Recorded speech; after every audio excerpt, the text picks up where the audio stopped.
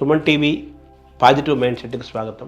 ఇంట్లో నెగిటివ్ వాతావరణాన్ని తీసేయాలంటే మీరు చెప్పే ఒక 5 సూత్రాలు, టిప్స్.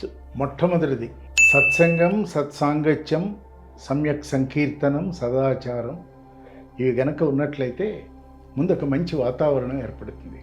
నలుగురు కలిసి ఒక ఆలోచన చేసుకొని ప్రతిరోజు కూడా ఇలా చేస్తే బాగుండు, ఈ పని ఇట్లా ఇంతవరకు చేస్తే బాగుండని ఎక్కడికక్కడ ఏ రోజుకు ఆ రోజు దాన్ని కనుక చక్కగా షెడ్యూల్ చేసుకొని అవగాహన ఏర్పరచుకొని కార్యకలాపాలు మొదలు పెట్టాలి. అది మొదటిది.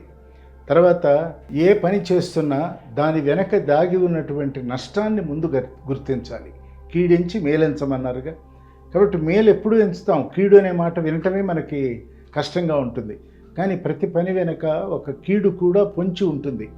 ఆ పొంచి ఉన్నటువంటి ఆ కీడు అనే మృగాన్ని గమనిస్తూ దాని నుంచి తప్పించుకుంటూ మనం ముందుకి వెళ్ళిపోవాలి. రెండవది, చెప్తున్న ప్రతిదానిని కూడా నలుగురిలో కూర్చొని చర్చ చేయాలి. చర్చ చేసిన తర్వాత అవగాహనలో నుంచి ఆచరణ ప్రారంభం కావాలి. 3, తర్వాత సమస్యలన్నీ ఎక్కడ వస్తాయంటే ప్రధానంగా డబ్బు విషయంలో వస్తాయి. Money divides people, it never United people. ప్రపంచ చరిత్రలో లేదు. కాబట్టి ఆ డబ్బుని అంటే సంపదని ఒక ఇన్స్ట్రుమెంట్గా వాడుకోవటం, దానిలో నుంచి దానం చేయాలి, ధర్మం చేయాలి, మంచి చేయాలి, బాధ్యతలు చేయాలి, కావలసినట్టు మానవీయమైన స్థితిలో ఉండాలి, మర్యాదపూర్వకమైన జీవితం గడపాలి. ఇవన్నీ గడపాలి అంటే 100లో 2% మంచి పనుల కోసం వినియోగిస్తూ మిగతా 98% మనం చక్కగా గనక అర్థం చేసుకొని దాన్ని సద్వినియోగం చేసుకొని మనకి రేపు కూడా ఉన్నది. ఆశయా బద్ధతేలోకే కర్మణా బహుచింతయ. కాబట్టి రేపు ఉన్నది అనేటువంటి ఒక దృష్టితో పొదుపు, మదుపు, అదుపు, ఈ మూడింటిని కనుక డబ్బు విషయంలో ఏ రకమైనటువంటి రహస్యం లేకుండా ఉంచగలిగినట్లయితే ఇంట్లో ఉన్నవాళ్ళకి, అంటే సంపాదిస్తే నడిపే వాళ్ళకి, సంపాదించేవాడికి కూడా ఈ గ్యాప్ ఎప్పుడు కూడా ఉంటుందండి. ఇది పెద్ద అగాధం. ఈ అగాధంలో నుంచి ఆఘాతం పుడుతుంది.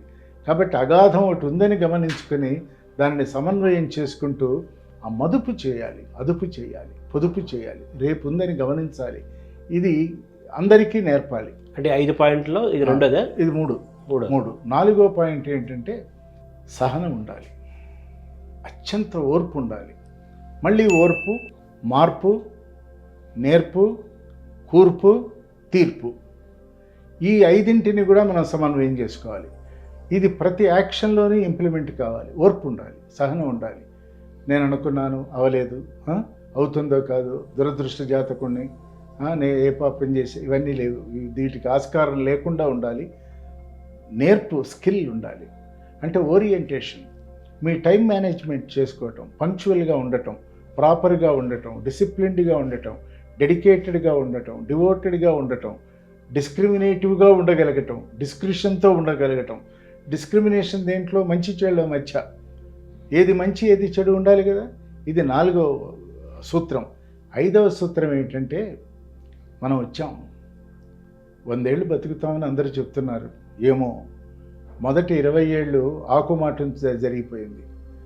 20 నుంచి 60 వరకు సుదీర్ఘంగా 40 ఏళ్ళు ఇంటి కోసం, పొట్ట కోసం, ప్రపంచానికి మనం అంకితం చేసేసుకున్నాం. In fact we sold out. కాబట్టి 60 ఏళ్ళు వచ్చేసినాయి. ఇంకా మిగిలింది 40.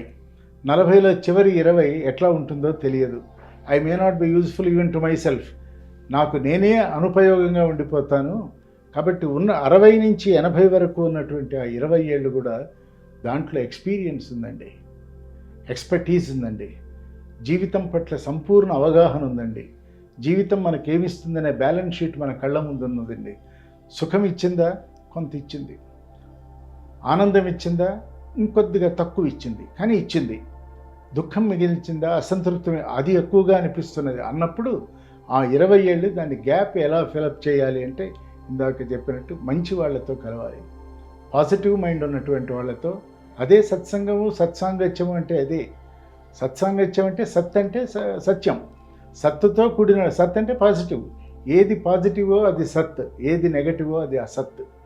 కాబట్టి వీటి పట్ల ఒక ఖచ్చితమైనటువంటి ఎడ్యుకేషన్ ఉండాలి. అంటే 1 2 3 4 5 1 షార్ట్గా చెప్పాలంటే 1 ముందు వ్యక్తుల పట్ల పరస్పరమైనటువంటి గౌరవాభిమానాలు ఉండాలి. 2, ఇతరుల పట్ల కుటుంబంలోనే ఇతరుల పట్ల సంపూర్ణ నమ్మకం విశ్వాసం ఉండాలి. 2, 3, మనం ఎంతవరకు ఏమి చేయగలమో అంతవరకు చేయగలగటం, మనం అందుకోలేని దాని గురించి ఆశించి భంగపడటం కాదు.